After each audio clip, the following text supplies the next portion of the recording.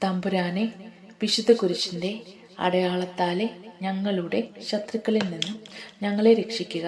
ഞങ്ങളുടെ തമ്പുരാനെ, പിതാവിൻ്റെയും പുത്രൻ്റെയും പരിശുദ്ധാത്മാവിൻ്റെയും നാമത്തിൽ ആമേൻ.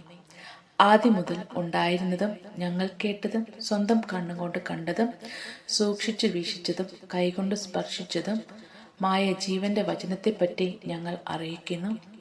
വിശുദ്ധ യോഹന്നാൻ എഴുതിയ 1-ാം ലേഖനം 1-ാം അധ്യായം 1-ാം തിരുവചനമാണ് നാം വായിച്ചു കേട്ടത്. ഏശയ്യാ പ്രവാചകന്റെ പുസ്തകം അധ്യായം 29. ജെറുസലേമിനും താക്കീതും വാഗ്ദാനവും. അരിയേർ അരിയേർ, ദാവീദ് പാളയമടിച്ച നഗരമേ, നിനക്ക് ദുരിതം. 1 വർഷം കൂടി കഴിഞ്ഞുകൊള്ളട്ടെ, ഉത്സവങ്ങൾ യഥാക്രമം നടക്കട്ടെ. ഞാൻ അരിയേലിന് കഷ്ടത വരുത്തും, അവിടെ വിലാപധ്വനി ഉയരും. നീ എനിക്ക് തീ കൂട്ടി ബലിപീഠം പോലെ ആയിരിക്കും.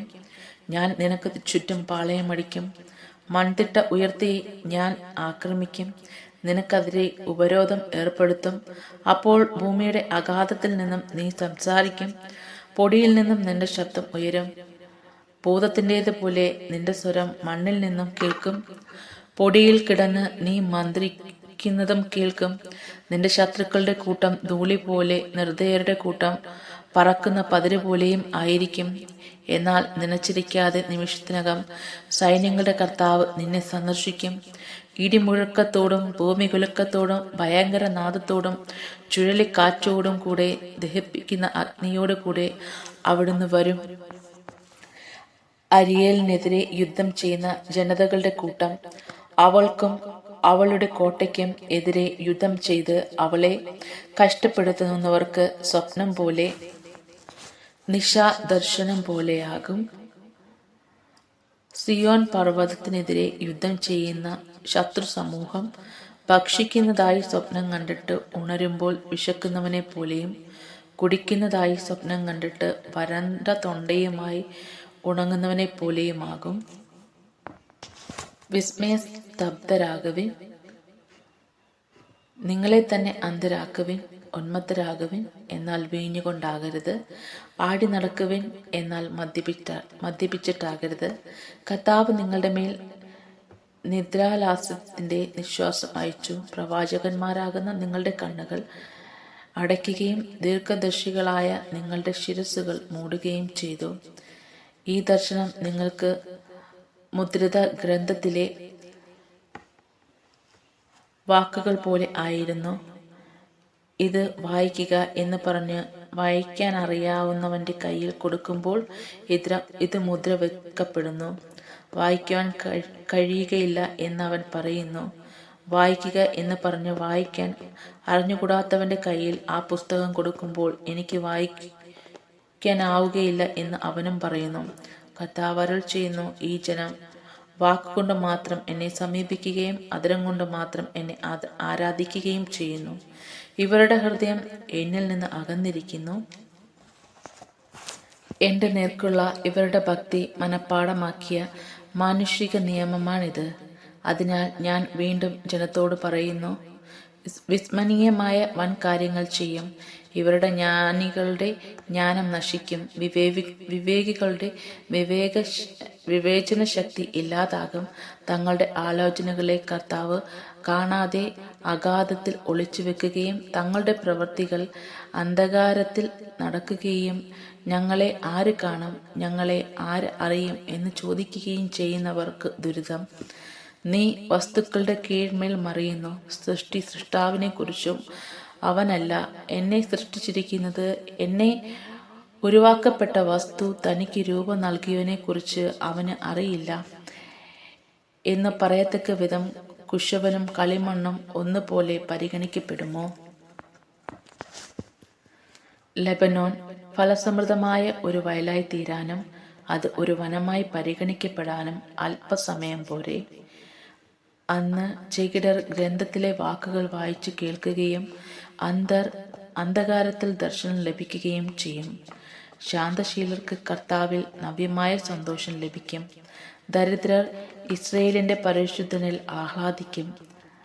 നിർദ്ദയർ അപ്രത്യക്ഷമാവുകയും നിന്ദകർ ഇല്ലാതാവുകയും തിന്മ ചെയ്യാൻ നോക്കിയിരിക്കുന്നവർ വിച്ഛേദിക്കപ്പെടുകയും ചെയ്യും. അവർ ഒരുവനെ ഒരു വാക്കിൽ പിടിച്ച് കുറ്റക്കാരനാക്കുകയും നഗര കവാടത്തിങ്കലിരുന്ന് ശാസിക്കുന്നവന് കെണിവെക്കുകയും അടിസ്ഥാനരഹിതമായ വാദം കൊണ്ട് നീതിമാന് നീതി നിഷേധിക്കുകയും ചെയ്യുന്നു.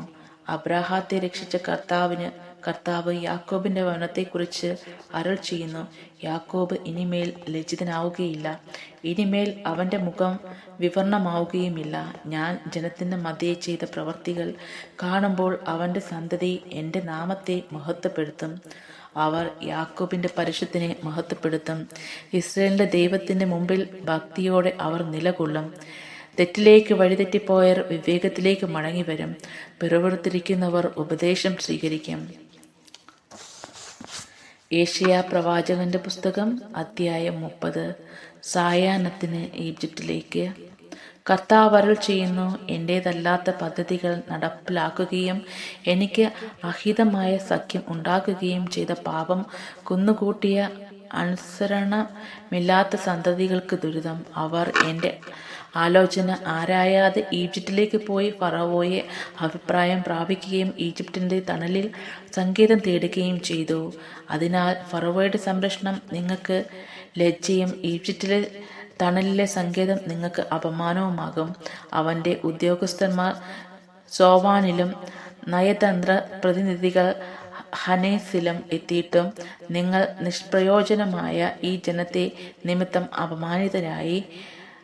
സഹായമോ നേട്ടമോ അല്ല അവർ മൂലം ലഭിച്ചത് ലജ്ജയും അപമാനവും മാത്രം. നെഗേബിലെ വന്യമൃഗങ്ങളെക്കുറിച്ചുള്ള അരുളപ്പാട്.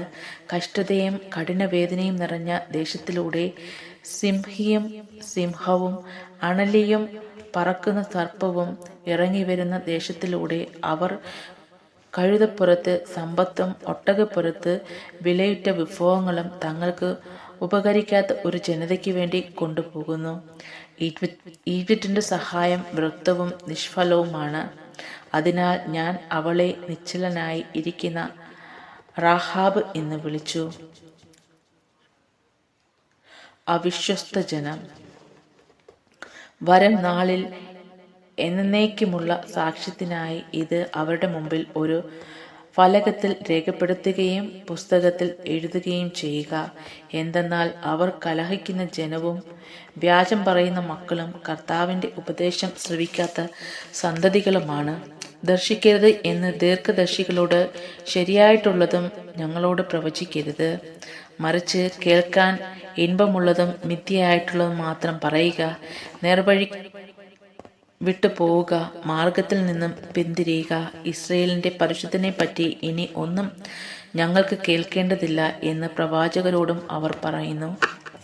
അതിനാൽ ഇസ്രയേലിന്റെ പരിശുദ്ധൻ അരുൾ ചെയ്യുന്നു, നിങ്ങൾ ഈ വചനം തിരസ്കരിക്കുകയും മർദ്ദനത്തിലും വൈകൃതത്തിലും വിശ്വസിക്കുകയും അവയിൽ ആശ്രയിക്കുകയും ചെയ്യുന്നതിൽ ഈ അകൃത്യം നിങ്ങൾക്ക് തകർന്നു വീഴാറായി.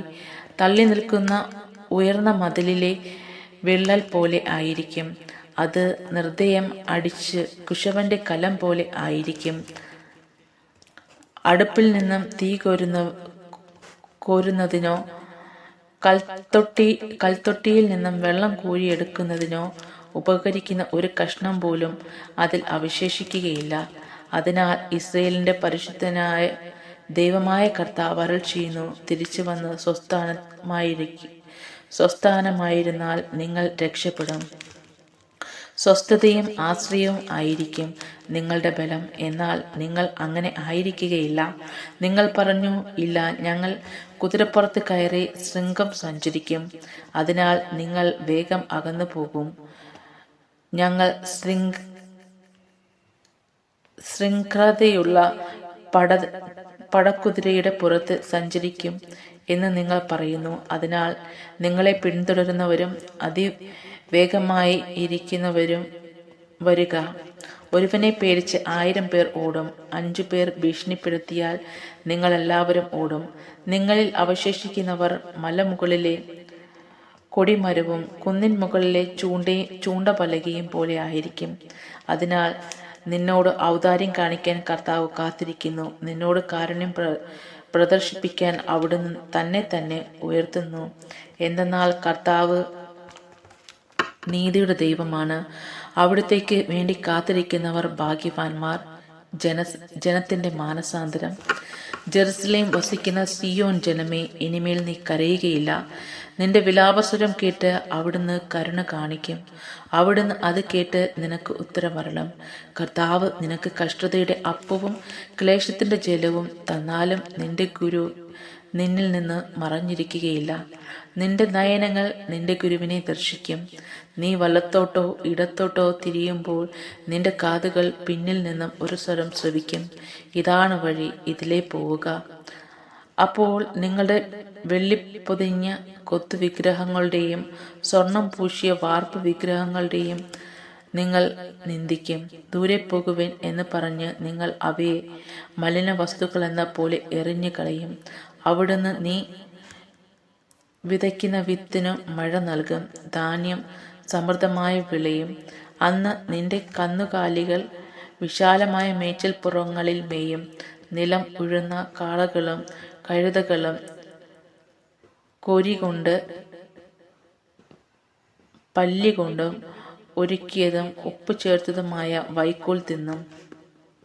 മാംസാഹാരത്തിന്റെ ദിനത്തിൽ ഗോപുരങ്ങൾ വീണ് തകരുമ്പോൾ ഉന്നതമായ പർവ്വതങ്ങളിലും കുന്നുകളിലും വെള്ളം നിറഞ്ഞ അരുവികളും ഉണ്ടാകും. കർത്താവ് തന്റെ ജനത്തിന്റെ മുറിവുകൾ വെച്ച് കെട്ടും. തന്നെ പ്രഹരം കൊണ്ടുണ്ടായ മുറിവുകൾ സുഖപ്പെടുത്തുകയും ചെയ്യുന്ന ദിവസം ചന്ദ്രപ്രകാശം സൂര്യന്റെ ശോഭ പോലെയും സൂര്യപ്രകാശം 7 ദിവസത്തിലെ പ്രകാശം ഒന്നിച്ചായിരിക്കുന്നത് പോലെയും 7 ഇരട്ടിയാകും. അസറിയായിക്ക് ശിക്ഷ. അവിടുത്തെ കോപം കൊണ്ട് ജ്വലിച്ചും കനത്ത പുക വമിച്ചും കൊണ്ടും ഇതാ കർത്താവിന്റെ നാമം ദൂരെ നിന്നും വരുന്നു. അവിടുത്തെ അധരങ്ങൾ രോഷാകുലമാണ്. അവിടുത്തെ നാവ് ദഹിപ്പിക്കുന്ന അഗ്നി പോലെ ആണ്. കവിഞ്ഞൊഴുകുന്നതും കഴുത്തുവരെ എത്തുന്നതുമായ നദിക്ക് തുല്യമാണ് അവിടുത്തെ ശ്വാസം. അത് ജനതകളെ നാശത്തിന്റെ അരിപ്പയിൽ അരിക്കുന്നു. അവരുടെ താടിയെല്ലിൽ വഴിതെറ്റിക്കുന്ന കടിഞ്ഞാൻ ബന്ധിക്കുന്നു. ഉത്സവരാത്രി എന്ന പോലെ നിങ്ങൾ ഗാനമാലപിക്കും. ഇസ്രയേലിന്റെ രക്ഷാശിലയെ കർത്താവ് പർവ്വതത്തിലേക്ക് കുഴൽ നാദത്തിനൊത്ത് പോകുമ്പോഴെന്ന പോലെ നിങ്ങൾ ഹൃദയത്തിൽ ആനന്ദിക്കും. ഉഗ്രകോപത്തിൽ ദഹിപ്പിക്കുന്ന അഗ്നിജ്വാലയിലും ഇടിമുഴക്കത്തിലും കാൻമഴയിലും കർത്താവ് പ്രഹരിക്കുവാൻ കരം വീശുന്നത് നിങ്ങൾ കാണുകയും അവിടുത്തെ ഗംഭീര ശബ്ദം നിങ്ങൾ കേൾക്കുകയും ചെയ്യും. കർത്താവ് തന്റെ ദണ്ഡ് കൊണ്ട് പ്രഹരിക്കുമ്പോൾ അവിടുത്തെ സ്വരം കേട്ട് അസ്രിയാൻ ഭയവിഹ്വലരായി തീരും. ശിക്ഷാദണ്ഡ് കൊണ്ട് കർത്താവ് അടിക്കുന്ന ഓരോ അടിയോടും കൂടെയും തപ്പിന്റെയും കിന്നരത്തിന്റെയും നാദം ഉയരും. കരം ചുഴറ്റി അവിടുന്ന് അവരോട് യുദ്ധം ചെയ്യും. ദഹിപ്പിക്കുവാനുള്ള സ്ഥലം പണ്ടേ ഒരുക്കിയിട്ടുണ്ട്. രാജാവിന് വേണ്ടിയാണ് അത് ഒരുക്കിയിരിക്കുന്നത്. അതിൻ്റെ ചിത ആഴമേറിയതും വിസ്താരമുള്ളതുമാണ്. അഗ്നിയും വിറകും ധാരാളം കരുതിയിട്ടുണ്ട്. കർത്താവിൻ്റെ നിശ്വാസം ഒരു ഗന്ധ നദി പോലെ അതിനെ ജ്വലിപ്പിക്കുന്നു. ഏശയ്യാ പ്രവാചകന്റെ പുസ്തകം അധ്യായം 31. ജെറുസലേമിന് സംരക്ഷണം. കർത്താവിനോട് ആലോചന ചോദിക്കുകയോ ഇസ്രയേലിന്റെ പരിശുദ്ധയിലേക്ക് ദൃഷ്ടി ഉറപ്പിക്കുകയോ ചെയ്യാതെ സഹായം തേടി ഈജിപ്തിലേക്ക് പോവുകയും കുതിരയിൽ ആശ്രയിക്കുകയും രഥങ്ങളുടെ എണ്ണത്തിൽ കുതിരപ്പടയാളികളുടെ കരുത്തിലും വിശ്വാസമർപ്പിക്കുകയും ചെയ്യുന്നവർക്ക് ദുരിതം. അവിടുന്ന് ജ്ഞാനിയും നാശം വരുത്തുന്നവനും ആണ്. അവിടുന്ന് തൻ്റെ വാക്കുകൾ പിൻവലിക്കുകയില്ല. തിന്മ പ്രവർത്തിക്കുന്നവരുടെ ഭവനങ്ങൾക്കെതിരെയും അനീതി പ്രവർത്തിക്കുന്നവരെ സഹായിക്കുന്നവർക്കെതിരെയും അവിടുന്ന് എഴുന്നേൽക്കും. ഈജിപ്തുകാർ മനുഷ്യരാണ്, ദൈവമല്ല. അവരുടെ കുതിരകൾ ജഡമാണ്, ആത്മാവല്ല. കർത്താവ് കരമുയർത്തുമ്പോൾ സഹായകൻ ഇടറുകയും സഹായിക്കപ്പെട്ടവൻ വീഴുകയും അവർ ഒരു മിച്ച് നശിക്കുകയും ചെയ്യും. കർത്താവ് എന്നോട് അരുൾ ചെയ്യുന്നു, സിംഹമോ സിംഹക്കുട്ടിയോ ഇരയുടെ നേരെ മുരളുമ്പോൾ ഒരു കൂട്ടം ഇടയന്മാർ അതിനെതിരെ ചെന്നാലും അവർ ഒച്ച വയ്ക്കുന്നത് കേട്ട് അവ പേടിക്കുകയോ പരിഭ്രമിക്കുകയോ ചെയ്യാത്തതുപോലെ സൈന്യങ്ങളുടെ കർത്താവ് യുദ്ധം ചെയ്യാൻ സിയോൻ പർവ്വതത്തിലും അതിൻ്റെ കുന്നുകളിലും ഇറങ്ങി വരും. പക്ഷി ചിറകിൻ കീഴിൽ എന്ന പോലെ സൈന്യങ്ങളുടെ കർത്താവ് ജെറുസലേമിനെ സംരക്ഷിക്കും. അവിടുന്ന് അതിനെ രക്ഷിക്കുകയും മോചിപ്പിക്കുകയും അഭയം നൽകി ജീവൻ പരിപാലിക്കുകയും ചെയ്യും. ഇസ്രായേലിലെ ജനം, നിങ്ങൾ കഠിനമായി മത്സരിച്ച് ഉപവിഷ്ടാവിന്റെ അടുത്തേക്ക് തിരിച്ചു ചെല്ലുവിൻ. അന്ന് നിങ്ങൾ സ്വന്തം കരം കൊണ്ട് പാപകരമായി പൊന്നും വെള്ളിയും കൊണ്ട് നിർമ്മിച്ച വിഗ്രഹങ്ങൾ വലിച്ചെറിയും. അസ്രിയ മനുഷ്യന്റെ തല്ലാത്ത ഒരു വാൾ കൊണ്ടു വീഴും. മനുഷ്യനല്ലാതെ ഒരു വാൾ അവനെ സംഹരിക്കും. അവൻ വാളിൽ നിന്നും ഓടിപ്പോകും. അവന്റെ യുവാക്കന്മാർ അടിമകളാകും. അവൻ തന്റെ അഭയശില വിട്ട് ഭീതിയോടെ ഓടിപ്പോകും. അവന്റെ സേവകന്മാർ പതാകയും ഉപേക്ഷിച്ച് സംഭ്രാന്തിയിലെ പലായനം ചെയ്യും. സിയോൺ അഗ്നി ജ്വലിപ്പിക്കുകയും ജെറുസലേമിൽ ആഴി കൂട്ടുകയും ചെയ്ത കർത്താവാണ് ഇത് അരുൾ ചെയ്യുന്നത്. ഏശയ്യാ പ്രവാചകന്റെ പുസ്തകം അധ്യായം 32. നീതിയുടെ രാജാവ്. ഒരു രാജാവ് ധർമ്മനിഷ്ഠയോടെ ഭരണം നടത്തും. പ്രഭുക്കന്മാർ നീതിയോടെ ഭരിക്കും. അവർ കാറ്റിൽ നിന്നും ഒളിക്കുവാനുള്ള സങ്കേതം പോലെയും കൊടുങ്കാറ്റിൽ നിന്നും രക്ഷപ്പെടാനുള്ള അഭയസ്ഥാനം പോലെയും ആയിരിക്കും. വരണ്ട സ്ഥലത്ത് അരുവി പോലും മരുഭൂമിയിൽ പാറക്കെട്ടിന്റെ തണൽ പോലെയും ആയിരിക്കും. കാണുന്നവൻ കണ്ണു ചിമ്മുകയില്ല, കേൾക്കുന്നവൻ ചെവിയോർത്ത് നിൽക്കും. അവിവേകികൾ ശരിയായി വിധിക്കും. വിക്കന്മാരുടെ നാവ് തടവില്ലാത്ത വ്യക്തമായി സംസാരിക്കും. ഭോഷന്മാർ ഇനിമേൽ ഉത്തമനായി കരുതപ്പെടുകയില്ല. വഞ്ചകനെ ബഹുമാനനെന്ന് വിളിക്കുകയില്ല. വീട്ടിൽ ഭോഷത്വം സംസാരിക്കുന്നു. അധർമ്മം പ്രവർത്തിക്കുന്നതിന് കർത്താവ് ദുഷ്ടി സംസാരിക്കുന്നവനും വിശക്കുന്നവനെ പട്ടിണിയിടുന്നതിനും ദാഹിക്കുന്നവന് ജലം നിഷേധിക്കുന്നതിനും അവന്റെ മനസ്സ് ദുഷ്ടമായി നനയ്ക്കുന്നതിനും വഞ്ചകന്റെ വഞ്ചനകൾ തിന്മയാണ്. അഗതിയുടെ അപേക്ഷ ന്യായയുക്തമായിരിക്കും പോലും വാക്കുകൾ കൊണ്ട് അവനെ നശിപ്പിക്കാൻ വഞ്ചകൻ ദുരാലോചന നടത്തുന്നു. കുലീനമായ കാര്യങ്ങൾ നനയ്ക്കുന്നു. ഉത്തമമായ കാര്യങ്ങൾക്ക് വേണ്ടി അവൻ നിലകൊള്ളുന്നു. അലസരായ സ്ത്രീകളെ, എഴുന്നേറ്റ് എന്റെ സ്വരം ശ്രവിക്കുവിൻ. അലംഭാവം നിറഞ്ഞ പുത്രിമാരെ, എന്റെ വാക്കിന് ചെവി തരുവിൻ. അലംഭാവം നിറഞ്ഞ സ്ത്രീകളെ, ഒരു വർഷത്തിലേറെയായിരിക്കുന്നു മുൻപ് നിങ്ങളെ വിറകൊള്ളും. എന്തെന്നാൽ മുന്തിരി വിളവും നശിക്കും, വിളവെടുപ്പുണ്ടാവുകയില്ല. അലസരായ സ്ത്രീകളെ, വിറകൊള്ളുവിൻ. അലംഭാവം നിറഞ്ഞവരെ, നടുങ്ങുവിൻ. വസ്ത്രം ഊരിക്കളഞ്ഞ് അരയിൽ ചാക്കൊടുക്കുവിൻ. മനോഹരമായ വയലുകളും ഫലപുഷ്ടിയുള്ള മുന്തിരിത്തോട്ടത്തെയും ചൊല്ലി മാറത്തടിച്ച് വിലപിക്കുവിൻ. മുള്ളും മുൾച്ചെടിയും നിറഞ്ഞ എന്റെ ജനത്തിന്റെ മണ്ണിനെ ചൊല്ലി, സന്തുഷ്ടമായ നഗരത്തിലെ സന്തുഷ്ട ഭവനങ്ങളെ ചൊല്ലി വിലപിക്കുവിൻ. ഉന്നതത്തിൽ നിന്നും നമ്മുടെ മേൽ ആത്മാവ് വർഷിക്കപ്പെടുകയും മരുഭൂമിയിൽ ഫലപുഷ്ടിയുള്ള വയൽ വനവും ആയി മാറുകയും ചെയ്യുന്നത് വരെ കൊട്ടാരം പരിത്യക്തമായി കിടക്കും. ജനസാന്ദ്രതയുള്ള നഗരം വിജനമാകും. കുന്നുകളും കാവൽ മാടങ്ങളും വന്യമൃഗങ്ങളും ഗുഹകളായി മാറും. അവ കാട്ടുകഴുതകളുടെ സന്തോഷവും ആടുമാടുകളുടെ മേച്ചിൽപ്പുറവും ആകും. അപ്പോൾ ഭൂമിയിൽ നീതി വസിക്കും. ബലപുഷ്ടിയുള്ള വയലിൽ ധർമ്മനിഷ്ഠ കുടികൊള്ളും. നീതിയുടെ ഫലം സമാധാനമായിരിക്കും. നീതിയുടെ പരിണത ഫലം പ്രശാന്തതയും എന്നേക്കുമുള്ള പ്രത്യാശയും ആയിരിക്കും. എന്റെ ജനം സമാധാനപൂർണമായ വസതിയിൽ പാർക്കും. സുരക്ഷിതമായ ഭവനത്തിലും പ്രശാന്തമായ വിശ്രമ സങ്കേതത്തിലും തന്നെ. വനം നിശേഷം നശിപ്പിക്കുകയും നഗരം നിലം പതിക്കുകയും ചെയ്യും. ജലാശയങ്ങൾക്കെതിരെ വിതയ്ക്കുകയും കാളകളെയും കഴുതകളെയും സ്വതന്ത്രമായി അഴിച്ചുവിടുകയും ചെയ്യുന്നവർക്ക് ഭാഗ്യം. ഏശയ്യാ പ്രവാചകന്റെ പുസ്തകം അധ്യായം 33. സായാഹ്നത്തിന് അപേക്ഷ. നശിപ്പിക്കപ്പെടാതിരിക്കെ മറ്റുള്ളവരെ നശിപ്പിക്കുകയും വഞ്ചിക്കപ്പെടാതിരിക്കെ വഞ്ചിക്കുകയും ചെയ്യുന്നവനെ നിനക്ക് ദുരിതം. നീ നശിച്ചു കഴിയുമ്പോൾ നിന്റെ നാശം സംഭവിക്കുന്നു. നിന്റെ വഞ്ചന തീരുമ്പോൾ നീ വഞ്ചിക്കപ്പെടും. കർത്താവേ, ഞങ്ങളോട് കരുണ ഉണ്ടാകണമേ. ഞങ്ങൾ അങ്ങേക്ക് വേണ്ടി കാത്തിരിക്കുന്നു. ഓരോ പ്രഭാതത്തിലും ഞങ്ങളുടെ കരവും ഷടതയുടെ കാലത്ത് ഞങ്ങളുടെ രക്ഷയും ആയിരിക്കണമേ. ഇടിമുഴക്കം പോലുള്ള നാദത്തിൽ ജനതകൾ ഓടുന്നു. അങ്ങ് എഴുന്നേൽക്കുമ്പോൾ ജനതകൾ ചിതറിപ്പോകുന്നു. കമ്പിളിപ്പുഴു തിന്നു കൂട്ടുന്നത് പോലെ കൊള്ള മുതൽ വാരിക്കൂട്ടം. വെട്ടുക്കിളികളെ പോലെ അവർ അതിന്മേൽ ചാടി വീഴും. കർത്താവ് പുകഴ്ത്തപ്പെടുന്നു. അവിടുന്ന് ഉന്നതത്തിൽ വസിക്കുന്നു. അവിടുന്ന് സിയോനെ നീതി ധർമ്മ നിഷ്ഠതയിലും കൊണ്ട് നിറയ്ക്കുന്നു. അവിടുന്നാണ് നിന്റെ ആയുസ്സിന്റെ ഉറപ്പ്. രക്ഷയുടെ ജ്ഞാനത്തിന്റെയും അറിവിന്റെയും സമൃദ്ധി അവിടുന്ന് തന്നെ. അവിടുന്ന് നൽകുന്ന സമ്പത്ത് ദൈവഭക്തിയാണ്. അതാ വീരന്മാർ പുറത്തു നിന്നും നിലവിളിക്കുന്നു. സമാധാന ദൂതന്മാർ കൈപ്പോടെ കരയുന്നു. രാജവീതി ശൂന്യമായി കിടക്കുന്നു. പഥികൻ അതിൽ നടക്കുന്നില്ല. ഉടമ്പടികൾ ലംഘിക്കപ്പെടുന്നു. സാക്ഷികൾ വെറുക്കപ്പെടുന്നു. മനുഷ്യനെക്കുറിച്ചുള്ള യാതൊരു പരിഗണനയും ഇല്ലാതായിരിക്കുന്നു. ദേശം ദുഃഖിച്ചു കരയുന്നു. ലെബനോൻ ലജ്ജയിൽ തളരുന്നു.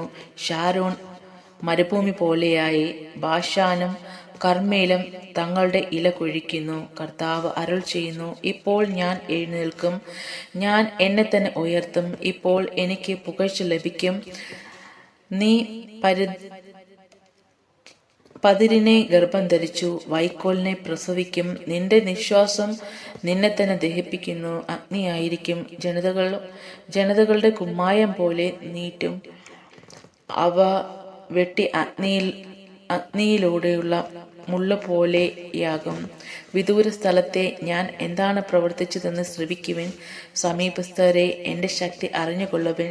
സിയോണിലെ പാപികൾ പരിഭ്രാന്തരായിരിക്കുന്നു. അധർമ്മികളെ വിറയിൽ ഗ്രസിച്ചിരിക്കുന്നു. നമ്മിൽ ആർക്കും ദഹിപ്പിക്കുന്ന അഗ്നിയോടൊപ്പം വസിക്കാനാകും?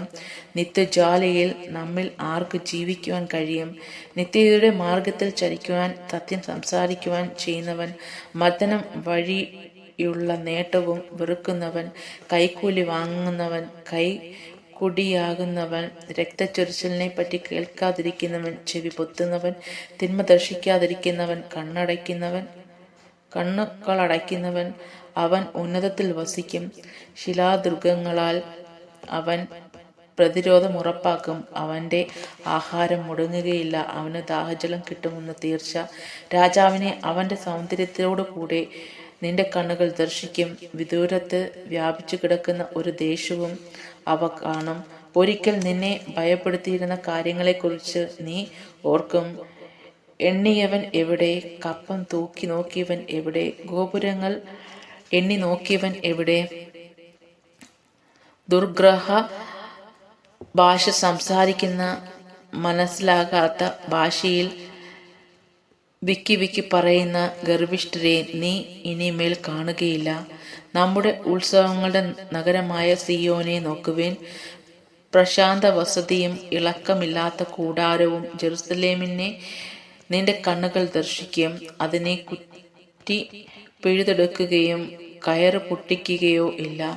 അവിടെ കർത്താവ് നമുക്ക് വേണ്ടി പ്രതാപത്തോടെ വാഴും. തണ്ട് വള്ളങ്ങളും പ്രൗഢിയാർന്ന കപ്പലുകളും കടന്നു വരാത്ത വിസ്തൃതമായ നദികളും തോടുകളും ഏറെയുള്ള സ്ഥലമായിരിക്കും അത്. കർത്താവ് ഞങ്ങളുടെ ന്യായാധിപനാകുന്നു. അവിടുന്ന് തങ്ങളുടെ ഭരണാധിപനും രാജാവുമാകുന്നു. അവിടുന്ന് ഞങ്ങളെ രക്ഷിക്കുകയും നിന്റെ കയറുകൾ അണിഞ്ഞിരിക്കുന്നു. പാമരം ഉറപ്പിക്കുവാനും പായ വിരിച്ച് നിർത്തുവാനും അതിനാവുകയില്ല. സമൃദ്ധിയാൽ കൊള്ള മുതൽ പങ്കിടും. മുടന്തനും കൊള്ള വസ്തു കിട്ടും.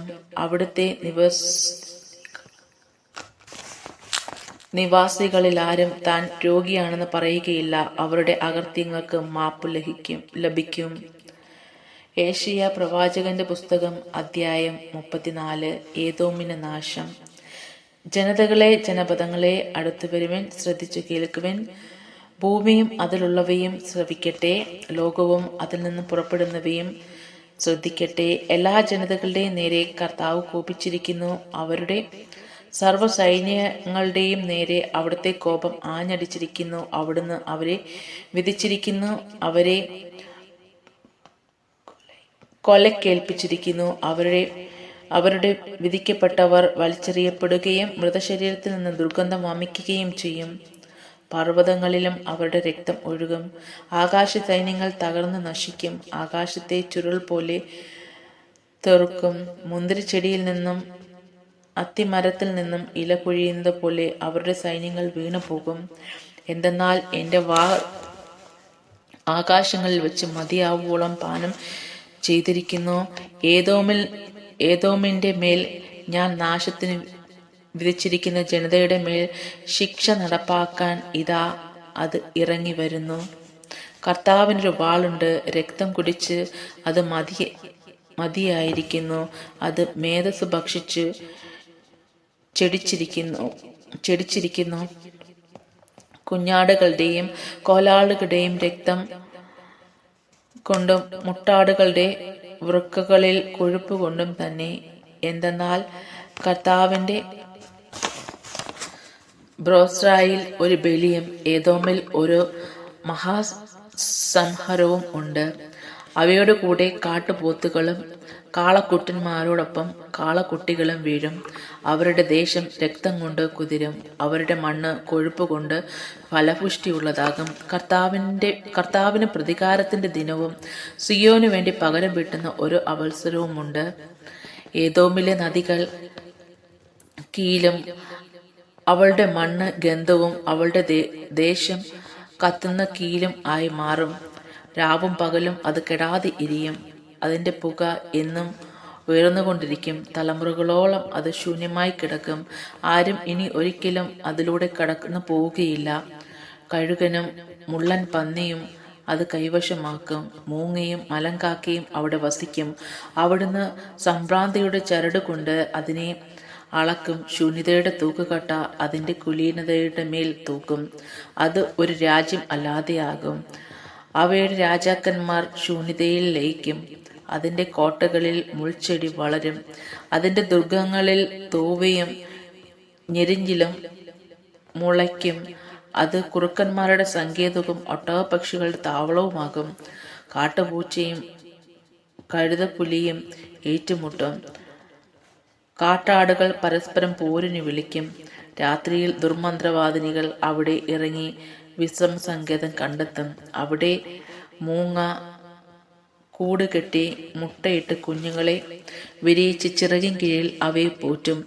അവരുടെ പരുന്തുകൾ ഇണയോടടുത്ത് വിഹരിക്കും. കർത്താവിന്റെ ഗ്രന്ഥത്തിൽ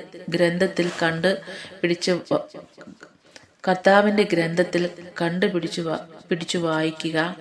ഇവയിലൊന്നും കാണാതിരിക്കുകയില്ല, ഒന്നിനും ഇണയില്ലാതിരിക്കുകയില്ല. എന്തെന്നാൽ കർത്താവിന്റെ അധരങ്ങൾ കൽപ്പിക്കുന്നു, അവിടുത്തെ ആത്മാവ് അവയെ ഒരുമിച്ച് കൂട്ടുകയും ചെയ്തിരിക്കുന്നു. അവിടുന്ന് അവയ്ക്ക് വേണ്ടി നറുക്കിട്ടു. അവിടുത്തെ കരം ചരടുകൊണ്ട് അളന്നു തിരിച്ചു. അത് അവയ്ക്ക് നൽകിയിട്ടുണ്ട്. അവ എന്നേക്കുമായി അത് കൈവശമാക്കും. തലമുറകളോളം അവ അതിൽ വസിക്കും. ഏശയ്യാ പ്രവാചകന്റെ പുസ്തകം അധ്യായം 35. ഐശ്വര്യപൂർണമായ ഭാവി. വിജനദേശവും വരണ്ട പ്രദേശവും സന്തോഷിക്കും. മരുഭൂമി ആനന്ദിക്കുകയും പുഷ്പിക്കുകയും ചെയ്യും. കുങ്കുമച്ചെടി പോലെ ഫലസമൃദ്ധമായി പൂവിട്ട് അത് പാടി ഉല്ലസിക്കും. ലെബനോന്റെ മഹത്വം കർമ്മേലിന്റെയും ഷാരോണിന്റെയും പ്രതാപവും അതിന് ലഭിക്കും. അവ കർത്താവിന്റെ മഹത്വം, നമ്മുടെ ദൈവത്തിന്റെ പ്രതാപവും ദർശിക്കും. ദുർബല കരങ്ങളെ ശക്തിപ്പെടുത്തുകയും ബലഹീനമായ മുട്ടുകളെ ഉറപ്പിക്കുകയും ചെയ്യുവിൻ. ഭയപ്പെട്ടിരിക്കുന്നവരോട് പറയുവിൻ, ഭയപ്പെടേണ്ട, ധൈര്യം അവലംബിക്കുവിൻ. ഇതാ നിങ്ങളുടെ ദൈവം പ്രതികാരം ചെയ്യാൻ വരുന്നു. ദൈവത്തിന്റെ പ്രതിഫലവുമായി വന്ന് അവിടുന്ന് നിങ്ങളെ രക്ഷിക്കും. അപ്പോൾ അന്ധരുടെ കണ്ണ് തുറക്കപ്പെടുകയും ബധിരരുടെ ചെവി ഇനി അടഞ്ഞിരിക്കുകയുമില്ല. അപ്പോൾ മുടന്തന്മാരെ പോലെ കുതിച്ചു ചാടും. മൂകന്റെ നാവ് സന്തോഷത്തിന്റെ ഗാനം ഉതിർക്കും. വരണ്ട ഭൂമിയിൽ ഉറവുകൾ പൊട്ടിപ്പുറപ്പെടും. മരുഭൂമിയിലൂടെ നദികൾ ഒഴുകും. സ്ഥാപിച്ച മണലാരണ്യ ജലാശയമാകും.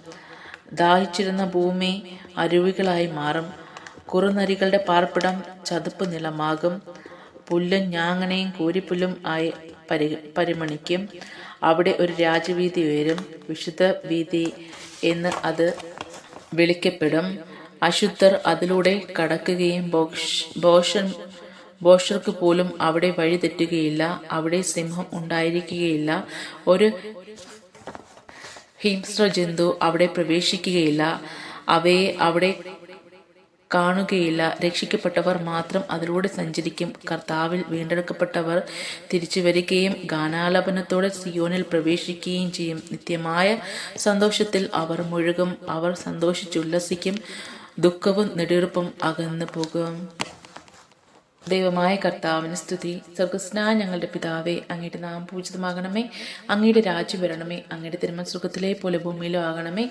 അന്നു വേണ്ടുന്ന ആഹാരം ഇന്ന് ഞങ്ങൾക്ക് തരണമേ. ഞങ്ങളോട് തെറ്റ് ചെയ്യുന്നവരോട് ഞങ്ങൾ ക്ഷമിക്കുന്ന പോലെ ഞങ്ങളുടെ തെറ്റുകൾ ഞങ്ങളോട് ക്ഷമിക്കണമേ. ഞങ്ങളെ പ്രലോഭനത്തിൽ ഉൾപ്പെടുത്തരുതേ. തിന്മയിൽ നിന്ന് ഞങ്ങളെ കാത്തുരക്ഷിക്കണമേ. നന്മ നിറഞ്ഞ മറിയമേ സ്വസ്തി. കർത്താവ് അങ്ങയുടെ കൂടെ സ്ത്രീകളിൽ അങ്ങ് അനുഗ്രഹിക്കപ്പെട്ടവളാകുന്നു. അങ്ങയുടെ ഉദരത്തിൻ ഫലമായി ഈശോ അനുഗ്രഹിക്കപ്പെട്ടവനാകുന്നു. പരിശുദ്ധ മറിയമേ, തമ്പുരാന്റെ അമ്മേ, പാപികളായ ഞങ്ങൾക്ക് വേണ്ടി ഇപ്പോഴും ഞങ്ങളുടെ മരണസമയത്തും തമ്പുരാനോട് അപേക്ഷിക്കണമേ. ആമേ. പിതാവിൻ്റെയും പുത്രൻ്റെയും പരിശുദ്ധാത്മാവിൻ്റെയും സ്തുതി ആദിലെ പോലെ ഇപ്പോഴും എപ്പോഴും എന്നേക്കും. ആമേ.